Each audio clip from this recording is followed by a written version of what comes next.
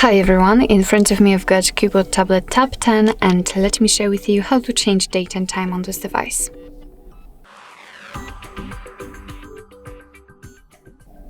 So first of all, let's enter the settings, and here we have to scroll down to the very bottom to find the system.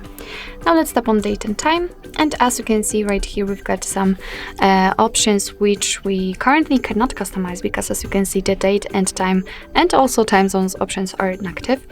It is because we are using network provided time and the time zone, which is actually not true because we do not have the internet connection right now, but you get the main idea. So first of all, we have to turn off both of those options, and now we can freely tap on date, and here from this calendar pick the date we want to use, for example this one. The same situation with the time, but this time we can pick it from the clock, tap on OK, and as you can see it will be immediately applied to the status bar. The same situation with the time, just tap on it, tap on the region, and here we've been transferred to the full list of all available time zones from which you can choose.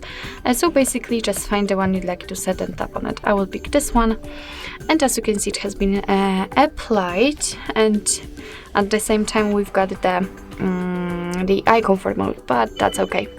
So basically this is the customization here of date and time.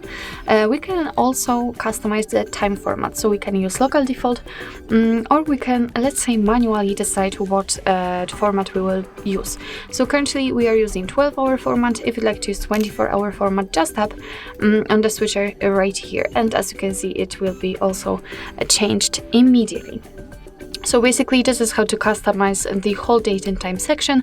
Of course you can get back to all previous settings, just let me turn it off, and here simply use the network provided time and the time zone and the time.